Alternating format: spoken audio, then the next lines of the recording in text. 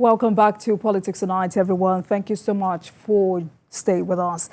For the past 45 or 40 minutes thereabouts, we've been discussing NDDC appointments and the inclusion challenge with the national coordinator of the Concerned Ilaje Stakeholders Committee, Mr. Akinola Gbonegun. Thank you so much for staying with us, Mr. Akinola. Thank you for having me. So, there are many abandoned projects by the NDDC. 20 years after the inauguration of the commission, huge socioeconomic problems still mountable. Tell us, how can this be tackled?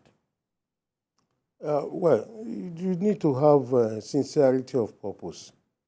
Ab initio, if the foundation is faulty, you waste your time building on it.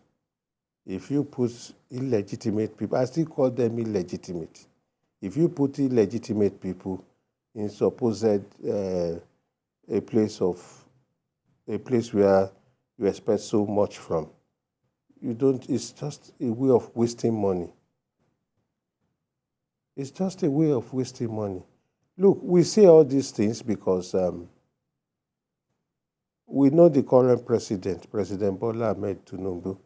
We were together as political activists, pro-democracy activists. We know what we suffer.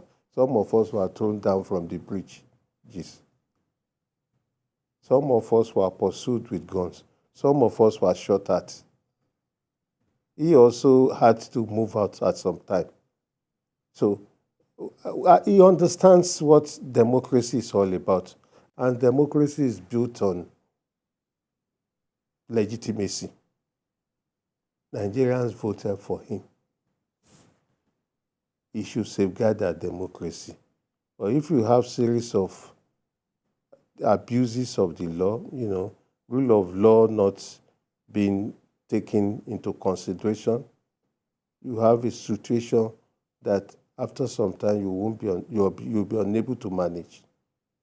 It's quite unfortunate, but that is where we are going. That's where we are going, honestly. Everywhere. Look, the people at the states, they are seeing what the people at the federal are doing, and they are copying. When I travel, I used to give my children money as pocket money. When my elders got admitted into a school, a boarding house, I was traveling, I gave them money. The junior one, knowing fully well that she could be shortchanged, he said, "Daddy, share the money." The next one said, "No, you can't share the money. I'm going to share." Daddy cannot share the money. Because there have been a precedent. There have been a rule they follow. The most senior was always sharing. And she became the senior now. You don't want her to share. I couldn't share it because I knew she was right. Follow rule of law to do everything you do, and you have things easy, flawless. But if you choose those laws you want to obey and those ones you want to disobey, you also see the result. You also see the result. If somebody knows that once I steal, this is what I'm going to go through, then there's a possibility that he won't want to steal. So follow the law. Right. So you have consistently talked about the legality of this new board. 20 years since the inauguration of this commission, no progress, abandoned projects everywhere. Where do we go from here? Yes, not all those boards are bad. When they started, I think the first two tried their best. I must concede, Timi Alaibe tried his best. Timi Alaibe tried his best. But subsequent people who understand that they got there through the back door, so to say, started messing up to this one. Now, if you go through that Niger Delta, I'm still asking you, if you go through that Niger Delta basin, can you talk about 50 billion naira project? No. But year in, year out, large load of money are being paid to people. What did they do? How are those funds expended? You talk about forensic audit, but I wish we don't even mention it. Yes, we don't mention it. And I find that very scary because you're a stakeholder and you're on live television saying you don't want to talk about something that affects millions of people in the Niger Delta region. But once again, how will you advise, as a stakeholder, how will you advise the new board to carry on with all of the abandoned projects in the Niger Delta region? Yes, they are not even talking about those abandoned projects. They're also starting their own that will also become abandoned over some time. Yeah, because they know they have God masters who nominated them, who they have to service. Otherwise, the legitimate people will be there. Once you don't do anything according to law, whatever you get, you take. It's as simple as that. Follow the law.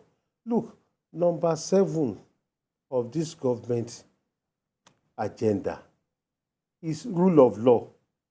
Agenda number 7 is rule of law. How will an international investor come to Nigeria and know that it's a country where you don't have rule of law or where rule of law is not obeyed? How will he invest his money there? Follow rule of law, not just for Niger Delta. Everywhere, follow rule of law so that we have a better place to live in. Right. So I know very well that the NDDC board members usually embark on a tour of the 9 states that makes up the Niger Delta region. What kind of conversation do you have? Sometimes ago, we engaged them. We spoke with them. These and these are what we want. And none was attended to. Look. This was when? As far back as 10 years ago. That's a long time ago. Yes, the people still there are not ready to listen to you. Look, up till now, start from Odigbo up to seaside, Araromi seaside, there is no electricity for 16 years. Do you believe that? You know Odigbo, Ore. Start from there, downwards to Ilaje, no electricity for 16 years. And we have Niger Delta. What does it cost to install shoreline protection in Ilaje land and other littoral states? What does it cost? Other coastline states. What does it cost? Well, it will never be done. Right. So, but you're saying it will never be done. When was the last time you made an effort to push this conversation? There is no board we have not engaged. There is no board that the Ilaje people have not engaged. There is no board that the Ijaw National Congress has not engaged. There is no board that the Ibibio people from Akwa Ibom had not engaged. But they end up doing nothing, or little compared with what is expected. Look, if Ondo State had benefited 50 billion naira, there would have been electricity in Ondo South. The whole of Ondo South, no electricity for 16 years. The whole of Ondo South, a third of a state, no electricity. So how do you reconcile that? So that takes me to the issue of corruption in the NDDC. I mean, there are substantive opinions saying the commission itself has been accused of misappropriating funds meant for the region. What do you think needs to be done in this regard as we speak? As you're a stakeholder, what do you think needs to be done in this regard? Engage legitimate people. Engage the communities. If we get someone as MD in Ilaje, we will force him, literally force him to do what we want. We will force him. If the people of Imo State, the Egbema people, if they get what they want from NDDC, possibilities that they will force whoever is there to work for them. Let the people be part of the nomination process. Let them be part of the nomination process and see if things won't work right. The people, you take people from Lagos, from Abuja, from wherever, who are not conversant with the community. You engage them, you appoint them. They won't do nothing. Believe you me, they won't do nothing. Now, this law I'm talking about, are you telling me the Senate do not know about it?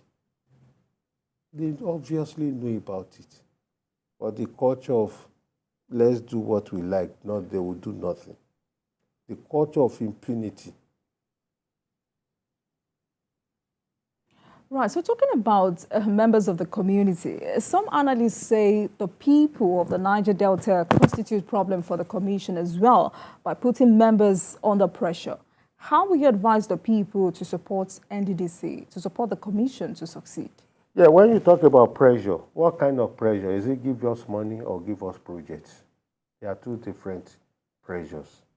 If it's give us money, yes, it will not be right.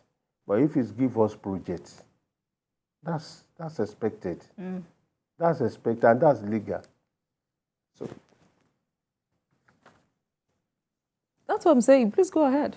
Yeah, now what we're saying is that don't give out money to the communities. Give them projects. Go to Ilaje. Let Ilaje up to Ikale and Odigbo people, let them have electricity. Let them have electricity.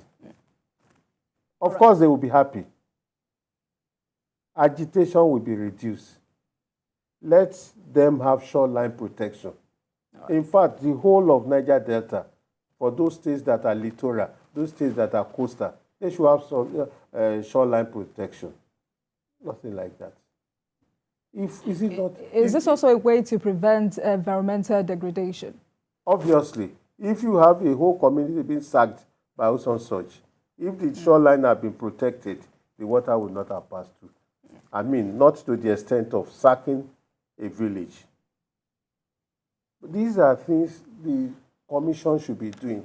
And it's because they are not doing it. That is why everybody is saying that maybe the tactics should be changed. Yes. If for 21 years, what projects we have on ground cannot be commensurate with what amount of money was being spent, then we should have a change of tactics. Even in football, when you play and you are not getting the result you desire, you change tactics. All right. Thank you so much. I mean, lastly, in the next 1 minute, development challenge is still a huge task in the Niger Delta region. What strategy do you think needs to be adopted to transform the region? In 1 minute.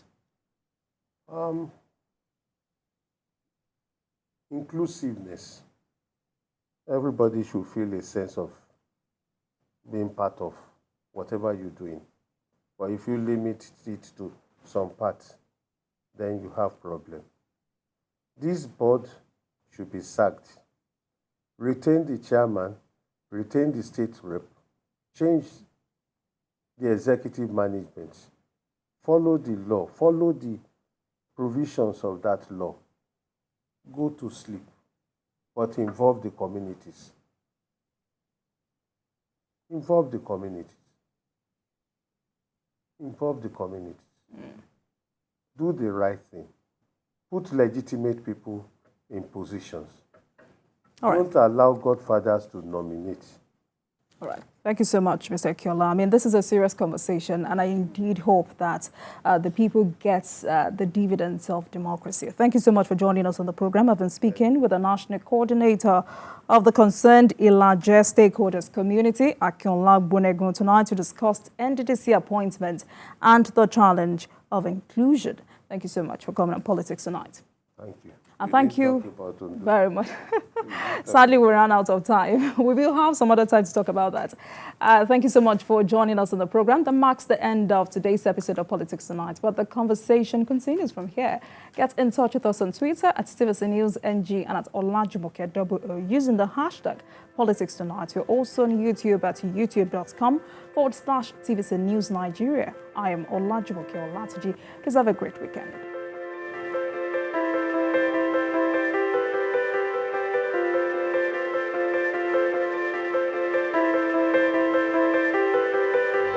Thank you.